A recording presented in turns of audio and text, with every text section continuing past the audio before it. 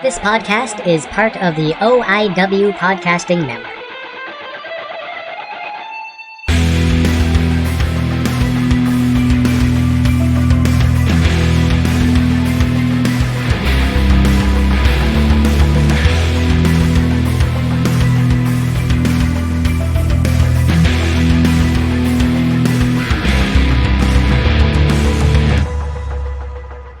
Good morning, good evening, good night. Hey guys, how's everybody doing out there? Whether you're still in quarantine or not, because I don't know when I'll be putting this show up.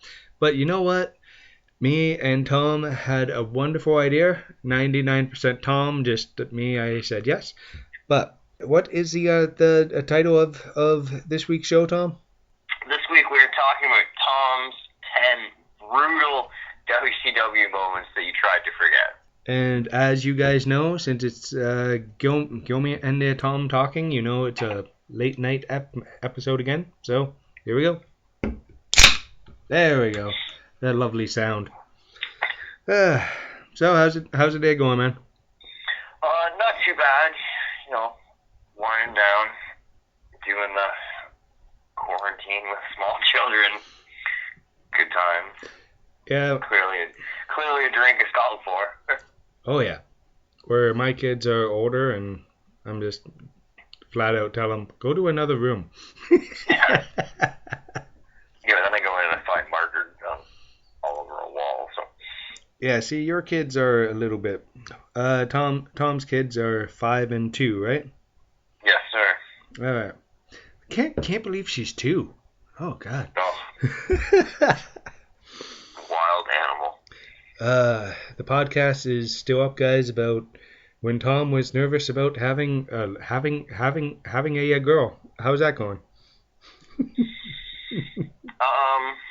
Worrisome in different ways. Like, my daughter is a strange combination of tomboy and princess. Like, she loves to wear a pretty pink princess's dress and then go run through a mud puddle.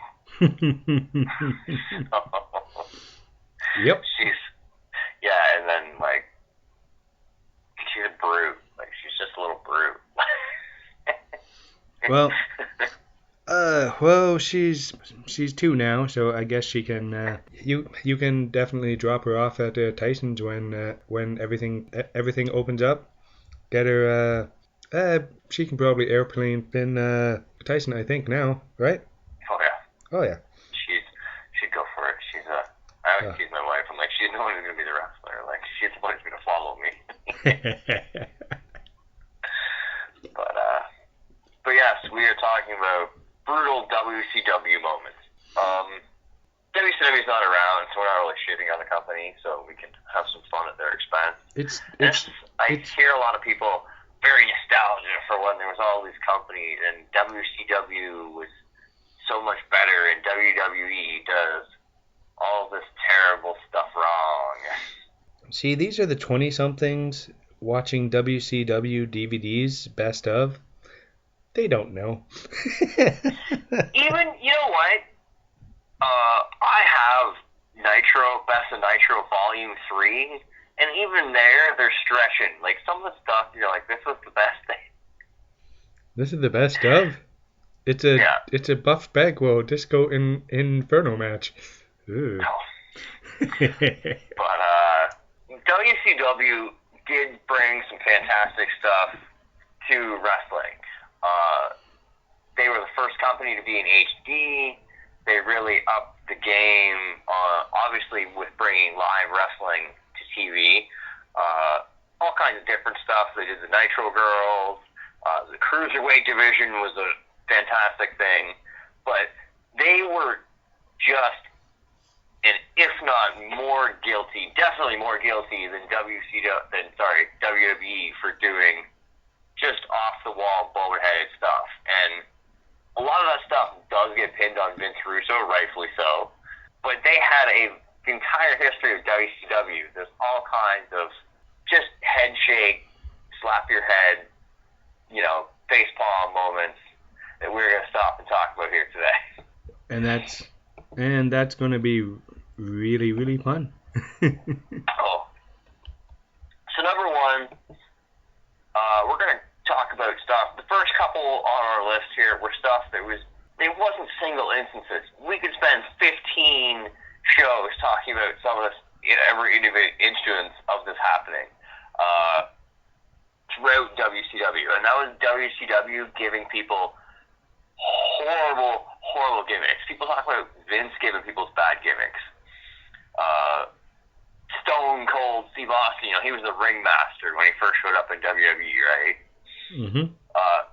Everybody forgets that he was stunning Steve Austin with his fabulous long blonde hair, one half of the Hollywood Blondes from Hollywood, California in WCW.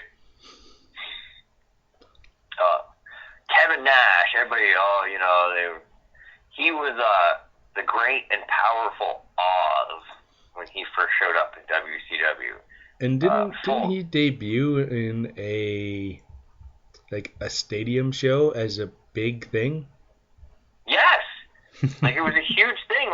He was the Wizard of fucking Oz. He came out in a giant green robe. He had a mask over top that was like the Wizard of Oz head with a phony beard and the weird hat, and then he would take it off, and his actual hair, and he had contacts, and his actual hair was powdered white. His goatee was powdered white, and he was Oz. Many people have heard the terrible story of the Ding Dongs. The poor guys would have come out, and they were hooded wrestlers. They were quite an established tag team down in the South. I can't name escapes me right now, but and yeah, they were the Ding Dongs. They came out wearing bells on their wrists and ankles, like Christmas jingle bells, all around their wrists and ankles, and one was Ding and the other was Dong. Oh, God. And this wasn't a one-night thing. This went on for 3 months, the Ding Dongs went on for. And these are just crazy, crazy things that WCW did.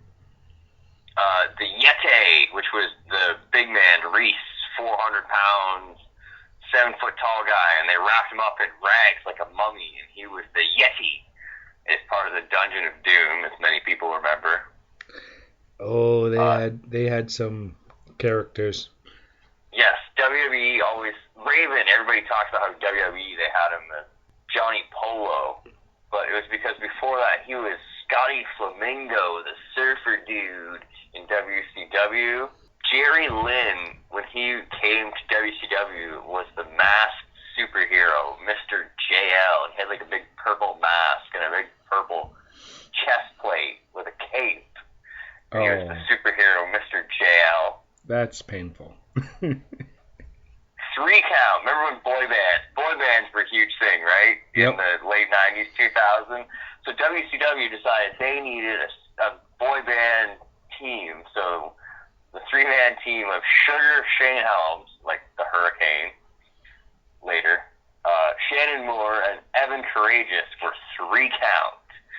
And they were a boy band 3-man team. And they came out and they sang their own theme song. They stood on little circle dots that they brought it with them and did a little dance and sang their theme song. And they were like pop star boy band with their gimmick. And then everybody remembers Tank Abbott came over from the UFC around the same time as Ken Shamrock. But he was at WCW. And so to bring in tough guy Tank Abbott from the UFC, knockout artist, he was going to be a huge fan of 3 count, the boy band. Oh, wow. And on one episode of Nitro, wore a mesh shirt with no nipples on it while watching 3 count do their song. And this is Tank Abbott, knockout artist, man without teeth, one of the scariest looking dudes on the planet, and they put him with 3 count. Big fan of 3 count. Mike Awesome. Everyone remembers Mike Awesome, ECW champion. It was a huge controversy when he left to go to WCW. Everybody forgets what happened after that. No, I don't. Oh, yeah, you remember. You're giggling already because you remember it. and WCW management did not like Mike Awesome. So he came in, Mike Awesome, ECW champion, the career killer. He was taking people out. And then they decided he was going to be rebranded as the much, I don't know how we're going to talk about, but he was Mike Awesome. How can we say the name without pissing somebody off? I'm just gonna say it, okay? Yep. I'm not shitting anybody. There's Google it. There's graphics out there. He was Mike Awesome, the fat chick Thrilla. Oh, that was so bad. And Thrilla, not ER, Thrill, with an A. With the graphic would show with an A.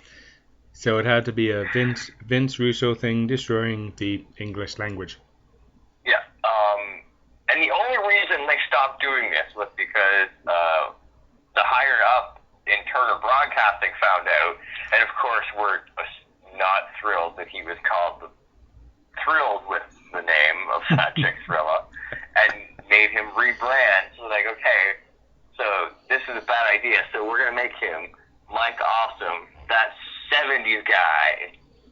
And because I was actually looking forward to Mike Awesome coming to WCW.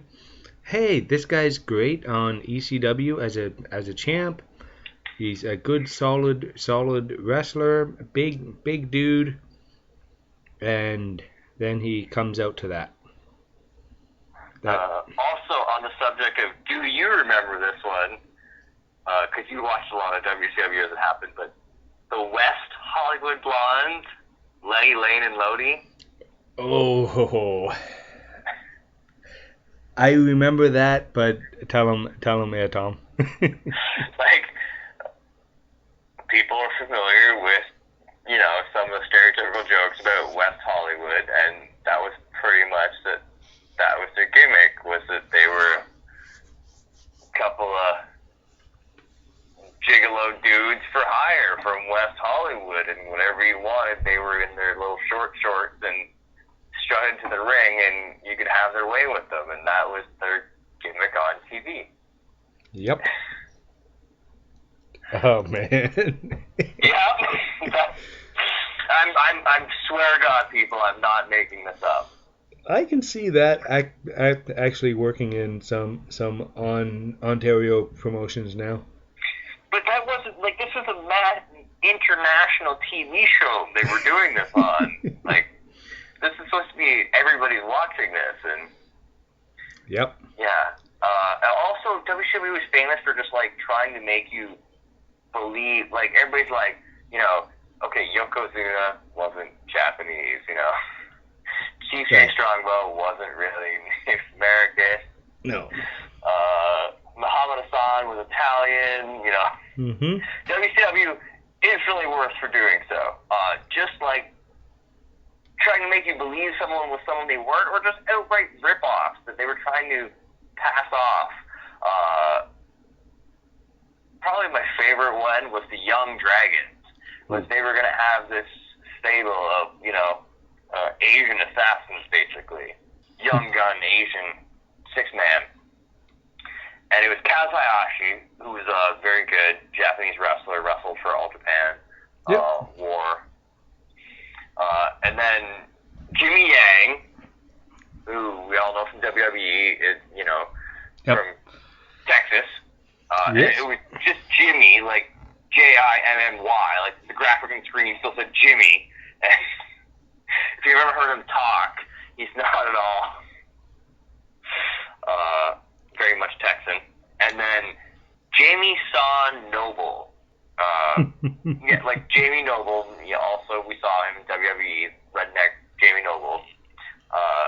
But nobody was going to notice that he wasn't Asian because, in addition to, like, he wore tights, it's okay, he was going to wear a mask. So nobody was going to notice that Farmer Tad, Tennessee boy, Jamie Noble, wasn't an Asian. It wasn't of Asian descent, so yeah. And here's the thing, Jamie Noble worked the and Southern... they let all of these guys talk. What's the best part? These guys would cut promos. They didn't give him a mouthpiece. If you've ever heard Jamie Noble's heavy, I'm sorry, I believe he's not from Tennessee, he's from Alabama, I'm sorry, but he's from Southern Southern U.S. accent. Unbelievable. And then just other characters that are blatant ripoffs. Everybody's seen on Facebook the Randy Hogan meme. Mm-hmm. His name wasn't Randy Hogan, it was like Glenn something or other. The Renegade, who they brought in during '95 when, right after the Ultimate Warrior disappeared from wrestling, they brought in the Renegade, who, if people don't remember, he was a very jacked guy, but he wore the same, very similar singlet to the Warrior. He had the bleach blonde, big hair. He didn't have tassels. He had paint on his arms, the same color as Warrior's tassels. But it was paint on his arms instead of tassels. And then the same paint on his legs where Warrior had tassels. And then he had face paint. It was a big R on his face. It was a big R painted, but it was the same color as the Ultimate Warrior's face paint. Yes, the Renegade. And he came out very high energy, shaking. Like he would, even Eric Bischoff admits he was a ripoff of the Ultimate Warrior. But who was the better worker? Renegade was 100 times better. It was a very tragic story. Like he was much smaller in physique, though, was the other problem. He was obviously not the Warrior. He was 5'10", 255, so like really jacked. But Warrior was 6'3", 275. Like, yeah. Obviously not the same guy. Everybody remembers China, ninth wonder of the world. They forget WCW's version of Asia, AFYA, female bodybuilder they brought in '99. I totally forgot about that until now. See, I told you. Yeah. You tried to forget it. I totally forgot about that. And then they wondered why WCW kept getting sued. And then the last one, everybody, fake Sting, baby. NWO Sting, Jeff Farmer, great wrestler, but was an inch taller and about 30 pounds heavier and had about 3-inch more hairline and 2 inches more jaw than the original Sting, Steve Borden. Yep. So blatantly not great wrestler, great shape, but blatantly not the same person at all. And for 3 years, NWO Sting ran around. 3 years. That is. Yeah, it wasn't July '96 through July '99. So everybody remembers it, but not that it was 3 years long. It's like, okay, so when is this guy going away? Can we give him any other gimmick? Nah, he's good. He'll be the bad Sting. Basically. So yes, just WCW's long and checkered history of. Oh, and then my brother's favorite guy, he insists I mention for bad gimmicks, Van Hammer. Everybody's favorite rock star who can't play a lick on his guitar. Big, jack, muscular dude they brought in, was going to be their WCW's Ultimate Warrior, came out with a heavy metal bass guitar, could not play guitar at all. Was given the name Van Hammer because people in the 90s can remember now who were the top hottest, we're going to make a music character, who were the top hottest popular bands in the 90s if you were an old company executive. Well, MC Hammer's popular. I hear that Van Halen rock band is top of the charts. By God, we're going to name him Van Hammer. Don't you wish you could have just sat in on some of these WCW locker room talks? Well, according to Jim Cornette, who was there for the meeting, that's what happened. So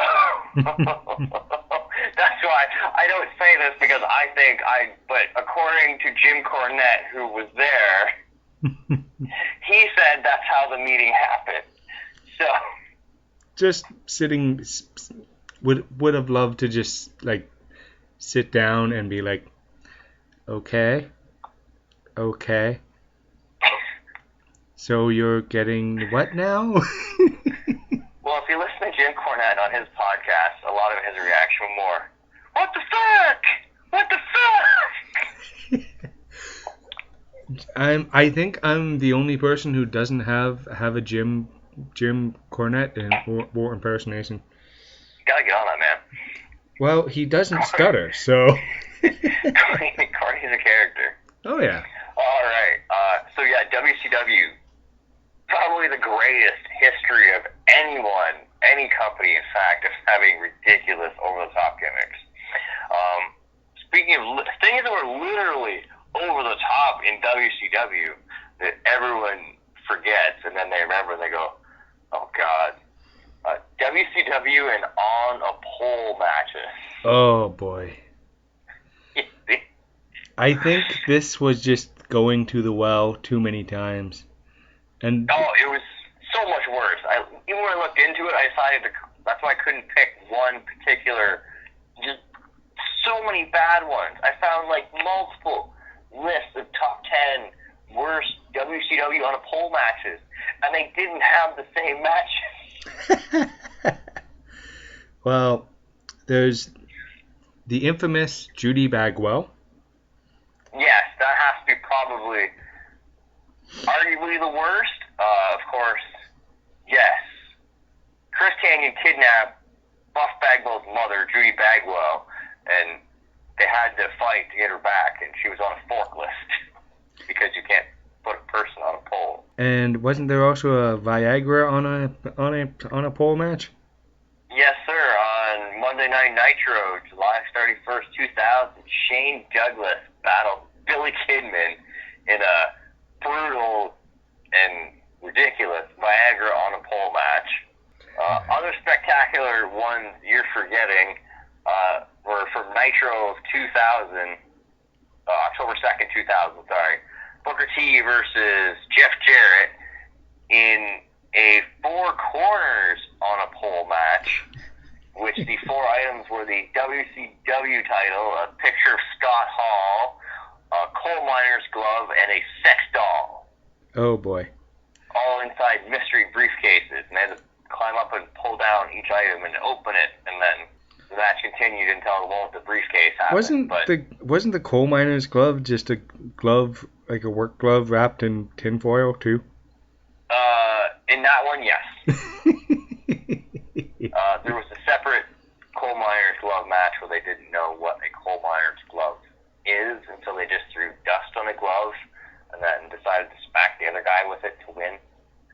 Would be, for those who don't know, go back to Mid-South Wrestling. It's the only one I could probably quote off the top of my head. Yeah. Ted DiBiase Jr. versus Jim Duggan, coal miner's glove. And a coal miner's glove is like a heavy glove with chainmail along the knuckles to protect the coal miner's knuckles while they're hammering away with their pickaxe down in the mine. But nobody in WCW had a clue what that was. They included it on a wheel of random stipulations on one show, and then randomly actually spun the wheel on Nitro, and that's what came up. So they had to make a coal miner's glove on the fly. Because without knowing what it was. Oh boy. And of course, the stupidest on a pole match probably in history. Because in case, having it wasn't like ridiculous, you need to make it offensive too. So on Nitro, November 5th, 1999, Psychosis, Juventud Guerrera, Silver King, El Dandy, and Delano 5 competed in a piñata on a pole match where they had to go and get a piñata full of candy. So I'm not touching that. Oh, well, because how could you make that work? That's great, man. How could you make that better? Well, we're going to have this the same time. This is commentated by the infamous Oklahoma segment, where Ed Ferrara came out dressed up as JR and made fun of JR's Bell's palsy and made a bunch of racist comments during the commentary out of the Oklahoma character. Yep. Which you can probably we still... were racist. It was racist and offensive to people with disabilities, and just poor taste in Tom of it. So that was my reason for making that the greatest on the poll that WCW had, Which you can probably still see on the WWE Network, guys. Oh, it was so horribly offensive. But Ferrara, I would say who thought it was a good idea, but everybody knows that. So moving onward. Yep. Now we're gonna go just in chronological order throughout the history of WCW. Strange and bizarre things that make you, I'm sorry, what? The time Robocop rescued Sting. Capital Combat, May 1990, literally called Capital Combat, The Return of Robocop. Robocop has been featured. Robocop 2 was coming to theaters. WCW wanted to cash in the publicity, and so they featured Robocop on the WCW posters. Obviously, they put it in the name of the pay-per-view. Robocop was featured in the TV commercials with Sting, saying they were going to team up against the Four Horsemen. And when the pay-per-view came, Sting was locked in a cage by the Four Horsemen, and then Robocop came out and pulled the door off the, air quotes, steel cage, and then Sting chased off the Four Horsemen. And wasn't... Now, please describe how Robocop was moving at this time, because it's great. If Robocop moved, anybody's ever seen the Robocop movies, Robocop moved at that speed, the 2.5 mile an hour plodding, very casually approached the cage and made his mechanical movements. It tore the, air quote, steel bars off the cage. Yes. To free Sting. I've seen the clip so many times, and it's such a WCW thing. It is. And so that was Robocop's run in the WCW. Another forgotten classic that people miss was from Halloween Havoc in October of '91, the Chamber of Horrors match, which was a 8-man tag match. The Steiner Brothers, El Gigante, and Sting taking on the nefarious team of Cactus Jack, Abdullah the Butcher, the Diamond Stud, Scott Hall, and Vader. Was cage match, and then partway through the match, a second smaller cage was lowered into the center of that cage, which inside that cage was the torture chair, aka an electric chair. And to win the match, you had to strap one of the opposing team's members into the electric chair and turn it on. Who got shocked? So Cactus Jack accidentally threw the switch while Abdullah was stuck in the chair. So Abdullah miraculously survived the encounter, but Man. the point of the match was to murder your opponent in an electric chair. And that is or just... attempt to murder your opponent in an electric chair. That is painful. That is... that is all kinds clip. of... Be checking it out online. It's definitely hilarious. Oh yeah, it's something to watch, but if you were watching it, you'd probably just be like, what? Yes, we're gonna put him in a... You're gonna murder your opponent. Hey Tom, you know how I've just been overworked, overtired, and just pretty much lazy, eating like crap. So I think I'm gonna go with AR Fitness. And you know, with AR Fitness, the future is here. Online coaching brings everything to you. In gym, in the house, even on Mars. And you get the customized nutrition and customized workout plans to crush your goals. Stop with the fad diets and the crazy restrictions that's left you miserable in the past. Were personal experience, I know. I get bored of eating the same 3 things over and over and over. I'm a cook. And with AR Fitness, you can cook what you want. You learn how to eat properly and train the way you want to train without sabotaging your results. So go check out AR Fitness, and remember, tell them Guilmy sent you. On the subject of attempted felonies in the process of a match, the WCW King of the Road match from Uncensored in March 95. The natural Dustin Runnels is going to take on, once again, guys who were terribly cast. Black Top Bully, Yep. which was the former Demolition Smash. Basically, he was a tough trucker, was his gimmick. And he wore a trucker cap and jeans and plaid shirt with no sleeves. Plaid trucker shirt with no sleeves. And they fought in the back of a flatbed pickup truck that had a cage around the sides and hay bales, haystacks all throughout. And the point was you had to fight. You had to start of the front of the truck, flatbed, work to the back, and then go back to the front and honk the horn to win the match. Wow. That I don't even know what to say. And the best part is this wasn't like a green screen gimmick. They actually had to fight around they shot this from helicopters and a pursuit truck from the side filming, and like police cars around them, so other vehicles. But so they're actually driving down the road in like 60, 70, whatever they're doing, trying to wrestle and do stuff while this vehicle's going down the back of a road in a pickup in a flatbed truck behind transport.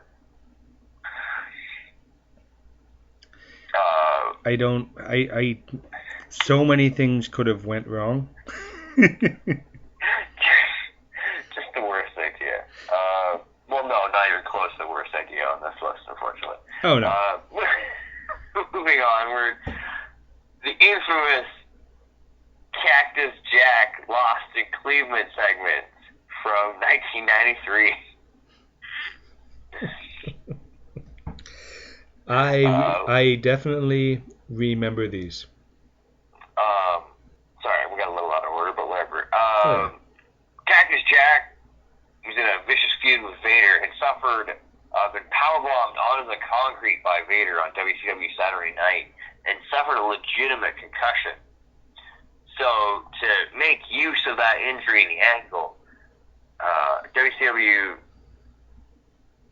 decided that he would get amnesia and be transferred to a mental institution. Oh, of course. That's what you do with people with amnesia. And he forgot who he was and escaped the mental institution to move to the underground as the homeless man Swampy. And so over the course of the next 6 weeks, in 2 or 3 minute updates, we got WCW reporter Catherine White appeared on site from Cleveland as she wandered the shady homeless areas, guided by local drunk Swampy the Hobo. I can't even do.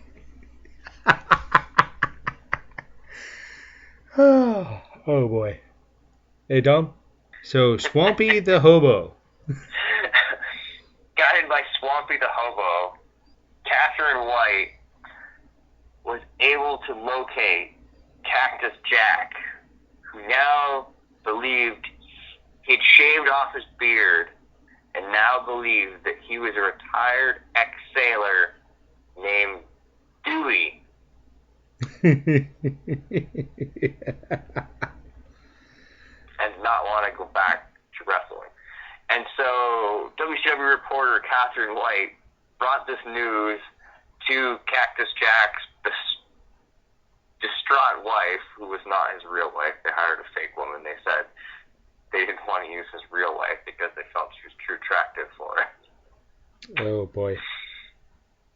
So they brought her to meet Swampy? Swampy the hobo guided them once again back to the underworld of Cleveland so they could meet once again with Cactus Jack, who now believed he was the ex-sailor Dewey, and his new wife, Bang Bang.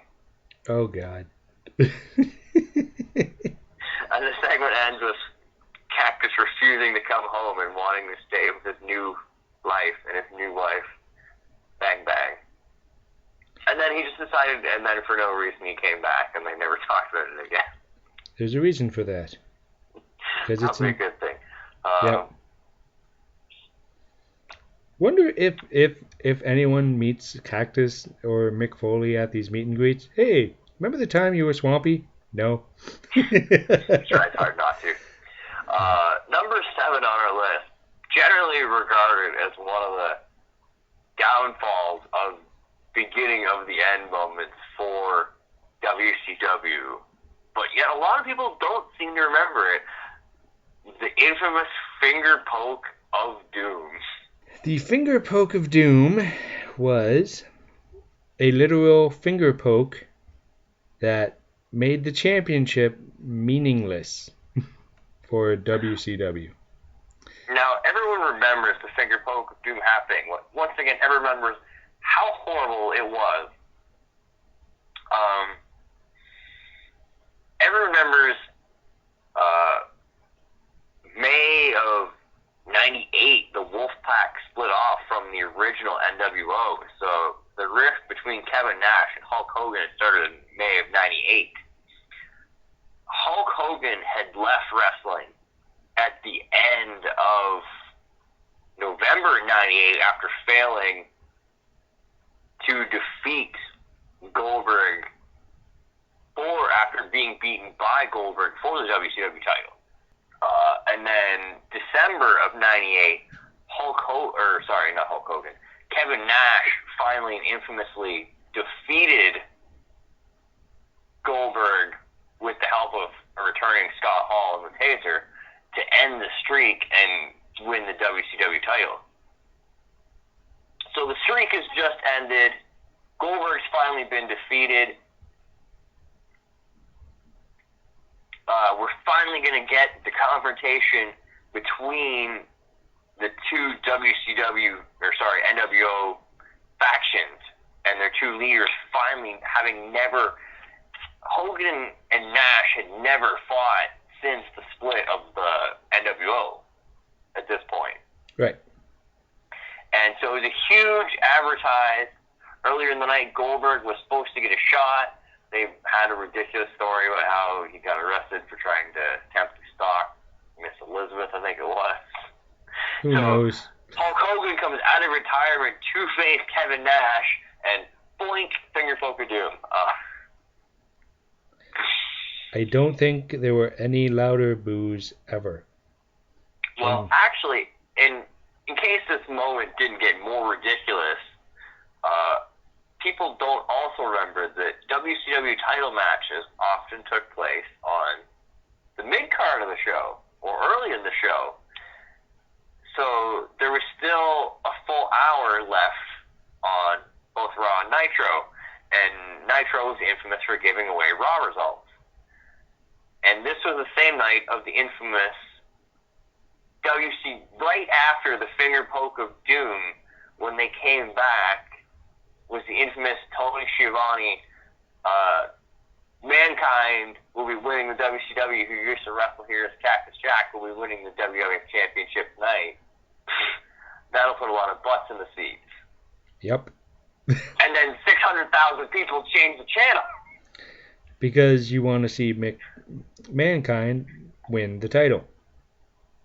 But just the audacity that you would rather see two guys laugh and chuckle and poke each other in the chest than watch the great story of Mankind finally winning the WWF Championship was the kind of ludicrousness and out of touch with reality that WCW has. The WCW, I still don't understand what the management was thinking. I really don't. It was often shifting management was the problem, or people not connected to wrestling making decisions on behalf of wrestling. WCW didn't actually go out of business because of money problems or anything else. It was just in the Time Warner AOL merger, AOL wanted nothing to do with wrestling. They were not going to own a wrestling company. So WCW was just out of the picture. It was just done because AOL didn't want to own it. Yeah. And so they were like, call somebody to buy this. It's like when you open your garage and there's an old motorcycle in there, and regardless of how good that classic motorcycle might be, to that person, they don't care. They'll just take you $50 to get it out of their house for scrap. Yep. And that's what happened to WCW. Vince McMahon was personally contacted to buy it because they knew he would buy it right away. Oh yeah, because ask a wrestling guy to buy a wrestling company. And Vince has been thinking about this network idea for years and years, which I think he managed okay with the network so far. Yeah, I don't care what you're about to say. He's made bank off that thing. Yeah, with all the DVDs and just everything. He made money. All right. Speaking of people who make money, number 8 on our list, WCW Nitro, August 23rd, 1999. Kiss, the greatest band in the world, also the richest band in the world, depending on who you ask, but yep. Made their appearance on WCW Nitro to promote the debut of the character, the Demon, who is basically the Kiss Demon. Yes. Unfortunately, the appearance did not generate the kind of ticket sales they had hoped for, and there was a dispute with money over the rock band, and so Kiss ended up doing a lip sync appearance instead of a live appearance to debut Bryan Adams, formerly known as Crush, yep, as the Demon, and another hilarious recasting, and they hopefully wouldn't notice. Bryan Adams, who was 6'6", 315 pounds, was switched out with Dale Torborg, who was a great athlete and a big guy, but he was 6'7", but only 270, so 40, 50 pounds lighter than Bryan Adams. And was the lowest rated Nitro of all time at that point. At only a 2.25 compared to the usual 6.5 ratings. Wow. It's like, hey, I think we might have made a mistake with this one, guys. It was lip syncing on a wrestling show. Yes, it was. And speaking of things that should not be on wrestling shows, David Arquette as the WCW World Heavyweight Champion. I'm biting my tongue really hard there. People go, what? But yes, it did in fact happen on WCW Thunder in April 26th of 2000 during a tag team match between David Arquette, Diamond Dallas Page against Jeff Jarrett and Eric Bischoff. I can't remember why it was going on. There was a reason it was ridiculous that it was on the line in that match, and David Arquette speared and pinned Eric Bischoff to win the WCW Championship. which he retained for 12 days. And here's the thing, David Arquette right now is an indie wrestler. He is doing fantastic, great tag matches with RJ City. He is all in for the indie scene right now. But back then, they gave an actor the WCW championship. He also, and speaking of Tank Abbott's fabulous run, David Arquette did in fact retain the WCW championship in a match against Tank Abbott. So, did they just pay Tank Abbott like truckloads of money and just did anything they really wanted? I hope so. That guy had to make bank off of whatever they did, because hope so. he was up for like anything.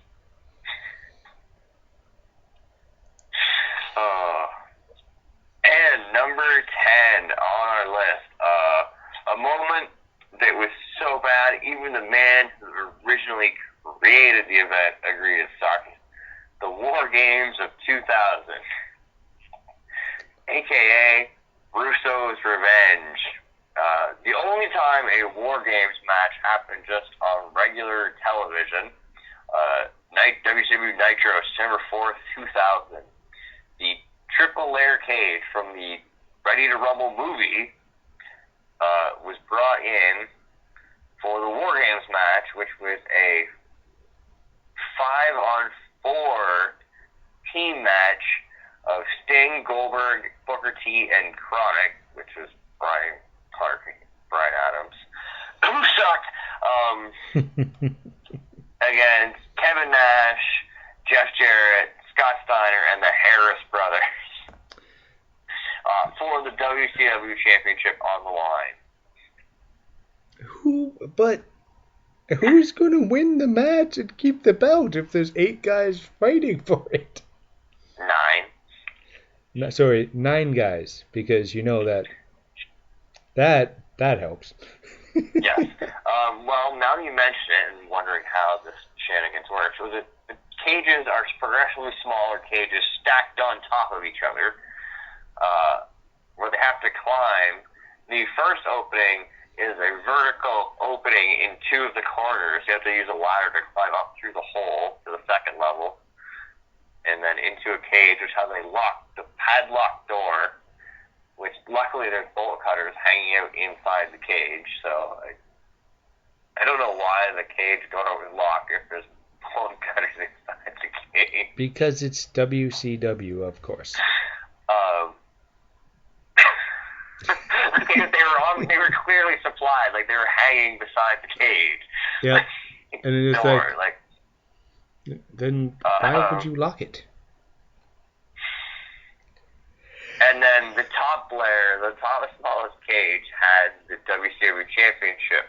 But the winner was whoever stepped out of the bottom cage last with the title, which was after. So you got the title, and then you had to go back down the cage. I gotta look up this match just because. Oh, and Vince Russo was in the match wearing hockey gear. I remember him in hockey gear for some reason. Yeah. I think I actually watched that, but it's just out of my memory now. But I don't mean to throw shade on something, but I owned the War Games DVD set, and on it, Dusty Rhodes says it is terrible. So I don't feel bad saying this is bad, because the man who invented War Games says this was garbage, and it's on the DVD just so people can see how bad it was. I love Dusty. I mean, I'm not trying to, like, the athletic performance of the guys in the match, like Goldberg like spears a couple guys out of their boots. Gus Steiner's just suplexing the shit out of people. But Vince Russo is running around in a fucking hockey helmet and a jersey. Yeah. It's Vince Russo. Yep. So, and just a couple other things that we wanted to throw in that WCW did. We'll throw in our dishonorable mentions. WCW had a hardcore division. Everybody remembers the WWE one was pretty good. Comedic. Yeah, it was good. It was fun. WCW's was terrifying. They started out with a hardcore trophy. Later became a hardcore belt.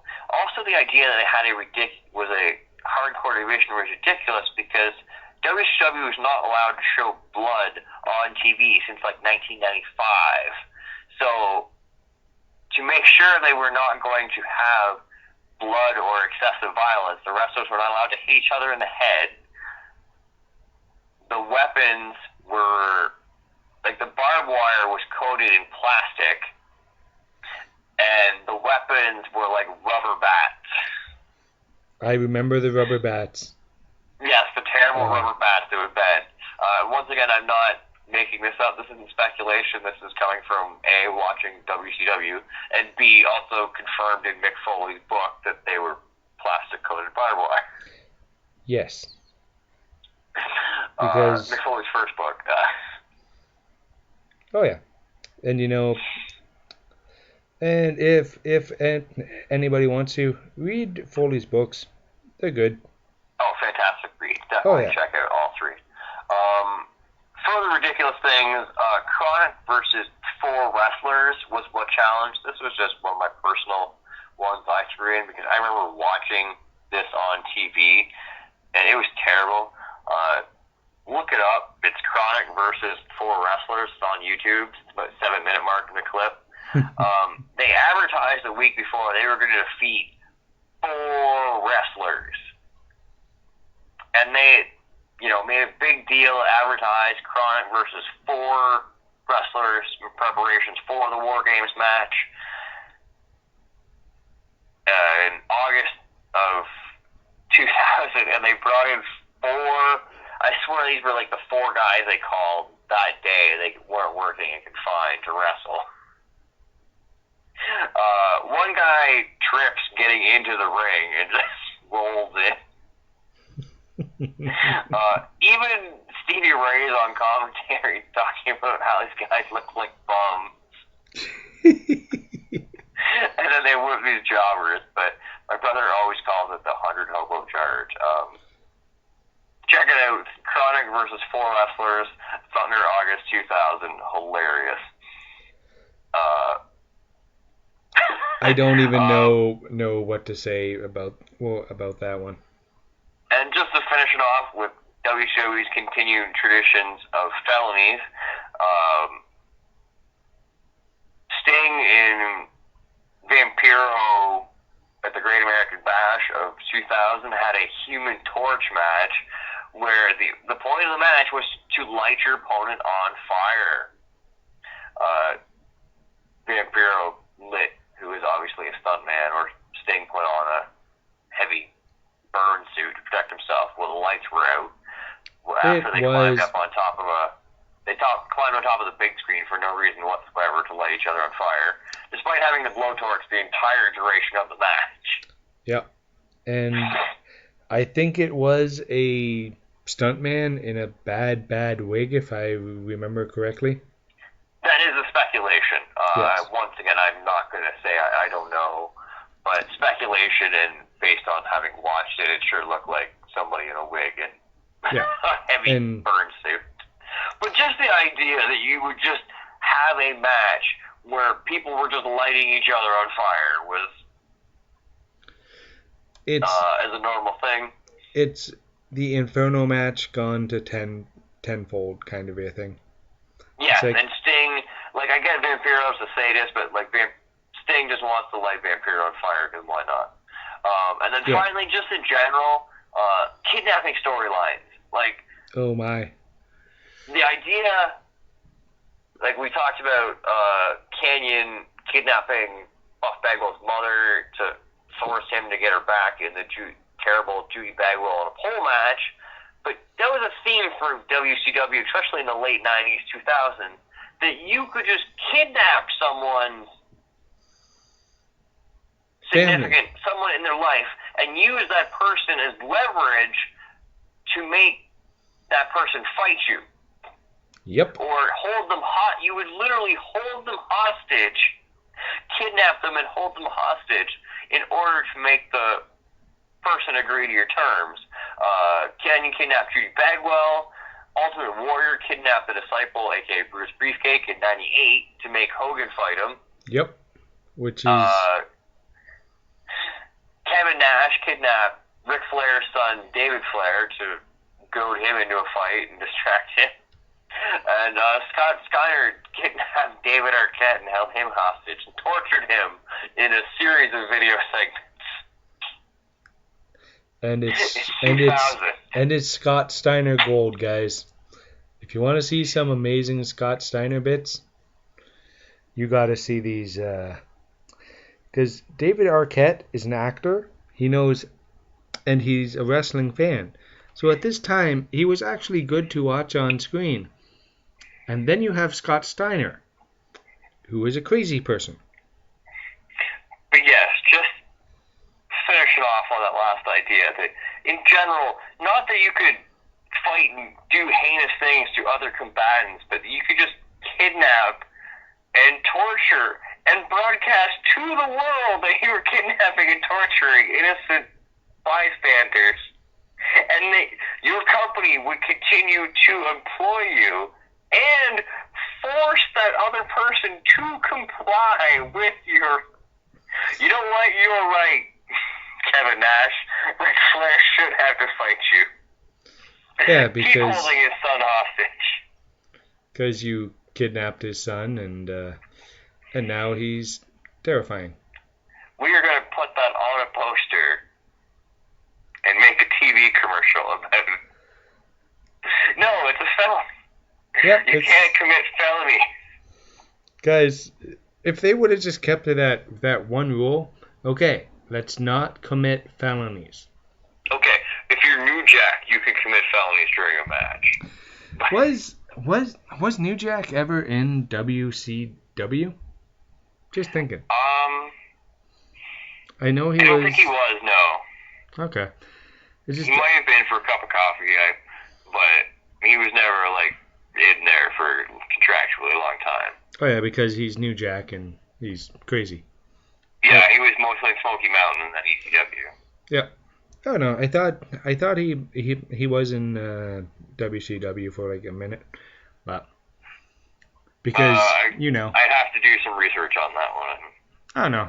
Other than staying the f*** away from New Jack.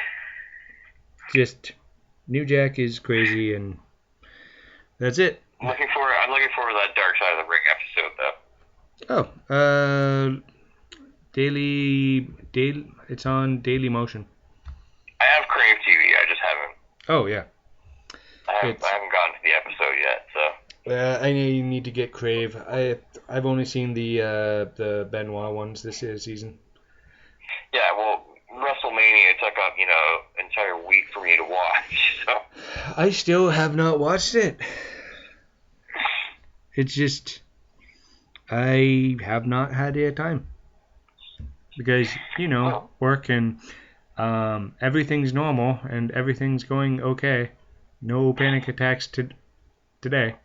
That's right. So there you have it, folks. Some of the fantastic history of WCW. And once again, not to say that WCW didn't do great things, but WWE is far from the only one guilty of wrestling nonsense and shenanigans, is our point today. Oh, yeah. Once again, Tom, thank you very, very much for all the research there. And yeah, guys, and go like the socials and Let's see. Guilmy Talks on Facebook, Guilmy Talks Instagram, at Guilmy on Twitter, and don't forget to like, rate, and subscribe, guys. As Tom's coughing up a lung there.